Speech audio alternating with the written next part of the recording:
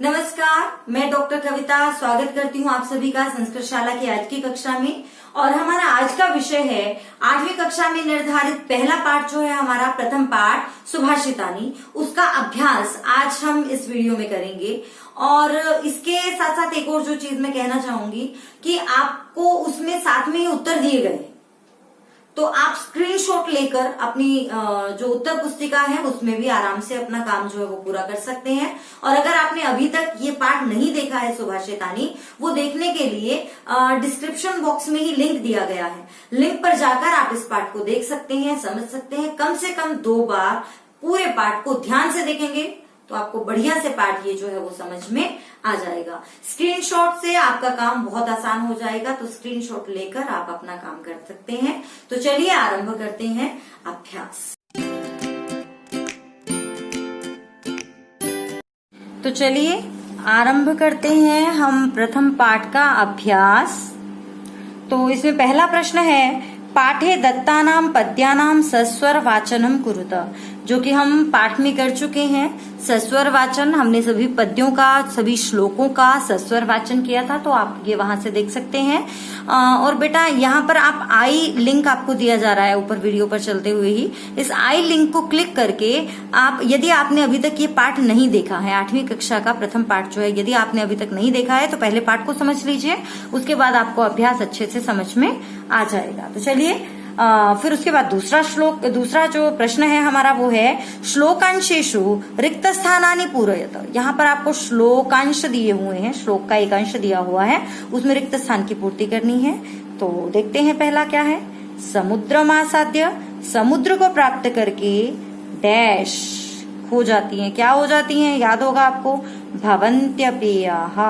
ये श्लोक का एक टुकड़ा दिया हुआ है आपको, एक लाइन का एक अंश दिया हुआ है, दूसरा अंश आपको भरना है। डैश वचः मधुर सुक्त रसम सृजन्ति, डैश वचः मधुर सुक्त रसम सृजन्ति, यानी कि मधुर डैश वचः। यहाँ पर इस लाइन में क्या था, वचन सुनकर मधुर सुक्त अत्यंत मधुर वाणी सृजन्ति छोड़ते हैं, क्या, वचः श्रुत्वा, यहाँ पर श्रुत्वा था पहले, तो यहाँ आ जाएगा श्रुत्वा। तद भागधेयम डैश पशुनाम, ये तो एकदम से बोलते ही याद आ गया होगा, वह अत्यंत अत्यंत भाग्य है, परमम भागधेयम पशुनाम। विद्याफलम डैश कृपणस्य सौख्यम, विद्याफल किसका नष्ट होता है, व्यसनिनः, बुरी आदतों वाले व्यक्ति का, आलस्य करने वाले व्यक्ति का। तो कृपणस्य सौख्यम, कंजूस व्यक्ति का सुख नष्ट होता है। पौरुषम विहाय यह, पौरुष को छोड़कर जो, दैवम, यहाँ पर आएगा दैवमेव, भाग्य का ही, अवलंबते, सहारा लेता है। तो जो मेहनत करना छोड़कर भाग्य का सहारा लेता है, तो दैवमेव, इसका उत्तर बनेगा दैवमेव। चिंतनीया ही विपदाम, चिंतनीया यानी कि सोचनी चाहिए, चिंतनीया यानी कि सोचनी चाहिए, विपदाम विपत्ति में, आदौ एव सबसे आरंभ में ही, प्रतिक्रिया उसका उपाय सोचना चाहिए। तो ये हो जाएंगे हमारा, ये हो गया हमारा पहला प्रश्न। अब चलते हैं अगले प्रश्न की तरफ। तो ये प्रश्न है, प्रश्नानाम उत्तराणि एक पदेन लिखत। देखिए हमने जब पाठ किया था तब भी इसका अभ्यास किया था, ये फिर से वहीं से प्रश्न है। आप श्लोक को देखकर इससे बड़े आसानी से उत्तर बना सकते हैं। व्यसनिनः किम नश्यति, आलसी व्यक्ति का, बुरी आदतों वाले व्यक्ति का क्या नष्ट होता है, विद्या फलम, उसका विद्या रूपी फल जो है वह नष्ट हो जाता है। और कस्य यशः नश्यति, किसका यश नष्ट होता है, लुब्धस्य, लोभी व्यक्ति का यश नष्ट हो जाता है। मधुमक्षिका किम जनयति, मधुमक्खी क्या उत्पन्न करती है, मधुमक्षिका माधुर्यमेव जनयति, माधुर्य यानी कि शहद ही उत्पन्न करती है, और मधुमक्षिका यानी कि मधुमक्खी। मधुर सुक्त रसम के सृजंती, मीठी वाणी या मीठी वाणी रूपी रस कौन छोड़ते हैं या मीठी वाणी कौन बोलते हैं, तो मीठी वाणी बोलते हैं संतः, तो इसका उत्तर होगा संतः। अर्थिनः केभ्यः विमुखा न यान्ति, जो मांगने वाले हैं वो किन से विमुख होकर नहीं लौटते, तो अर्थिनः केभ्यः विमुखा न यान्ति, जैसा प्रश्न वैसा उत्तर। अर्थिनः महिरोहेभ्यः, यहाँ पर इसका उत्तर होगा महिरोहेभ्यः। अगला प्रश्न है अधोलिखित तद्भव शब्दानाम कृते पाठात् चित्वा संस्कृत पदानि लिखत।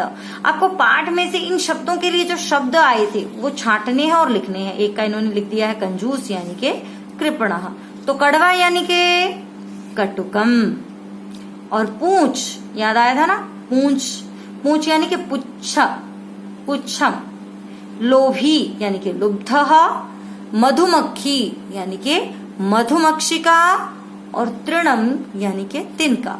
ये क्यों आपको तत्सम शब्द दिए गए हैं या संस्कृत के शब्द छांटने दिए गए हैं?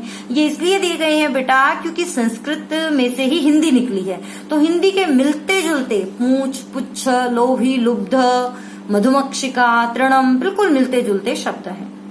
ठीक है, तो चलिए अब चलते हैं अगले प्रश्न की तरफ। अगला प्रश्न है अधोलिखितेषु वाक्येषु कर्तृपदम क्रियापदम च चित्वा लिखता।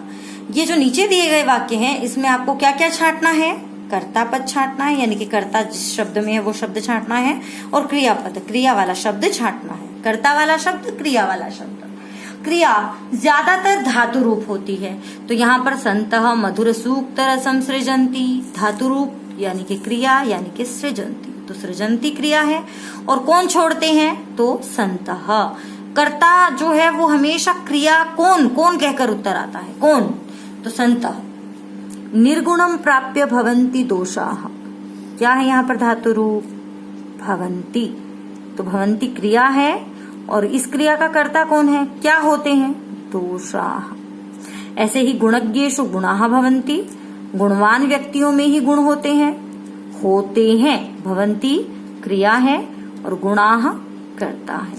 मधुमक्षिका माधुर्यम जनयेत क्रिया है, तो जनयेत ये क्रिया हमारी यहाँ आ गई, और मधुमक्षिका इसका कर्ता है, तो मधुमक्खी यहाँ आ गई। पिशुनस्य मैत्री यशः नाशयति, चुगलखोर व्यक्ति की मित्रता जो है वो यश को नष्ट कर देती है, तो यहाँ पर नाशयति क्रिया है, और इस क्रिया का कर्ता कौन है? कौन नष्ट कर देता है?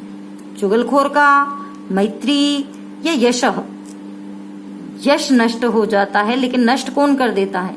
मैत्री यशः नाशयति, मित्रता यश नष्ट कर देती है। ये प्रश्न उससे थोड़ा अलग है जो हमारे पाठ में आया है, तो इसके अनुसार कर्ता मैत्री बनेगा, लेकिन वहां था यशः नश्यति, यश नष्ट हो जाता है, तो वहां जो कर्ता था क्रिया का वो यश था, लेकिन यहाँ मैत्री है।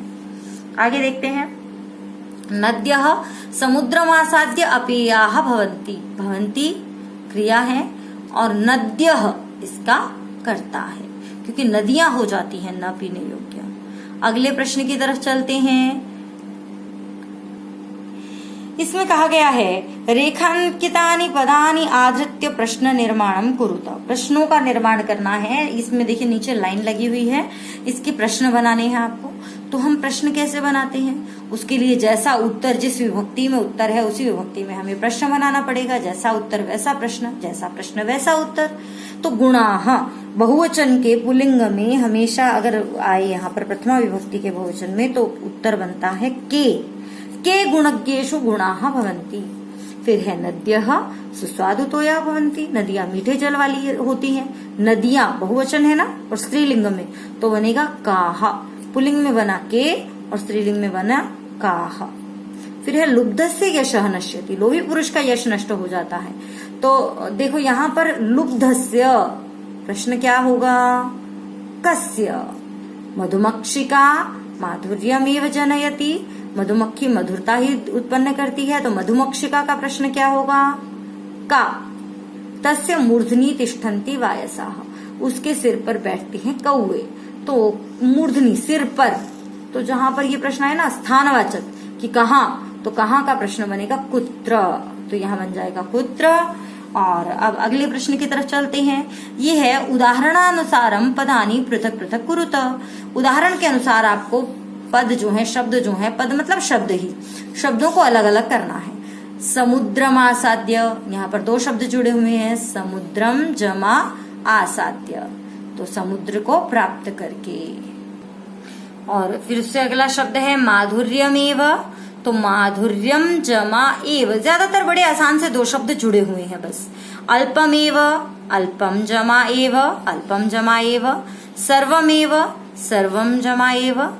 दैवमेव, दैवम जमा एव और महात्मनाम उक्ति। यहाँ पर दो शब्द हैं उक्ति। पहला तो पीछे वाला अलग कर लीजिए, जो आप आराम से अलग कर सके पहले वो अलग कर लीजिए। तो उक्ति और बचा क्या, म इधर आ गया, महात्मनाम उक्ति विपदाम जमा आदौ जमा एव। यहाँ तीन शब्द हैं, विपदाम जमा आदौ जमा एव। तो ये था हमारे पाठ का अभ्यास। एक बार योग्यता विस्तार की दृष्टि से देखें तो इस पाठ में महापुरुषों का स्वभाव बताया गया है, गुणवान व्यक्तियों की प्रशंसा की गई है, सज्जनों की वाणी की प्रशंसा की गई है, साहित्य संगीत कला आदि के ज्ञान का महत्व बताया गया है, चुगलखोरों से होने वाली परेशानियां और आप बहुत सारी ऐसी चीजों का यहाँ पर बताया गया है। ठीक है, तो अब इससे इसके जैसे कुछ और सुभाषित भी हैं, उनको केवल हम गाएंगे, वो भी देख लेते हैं।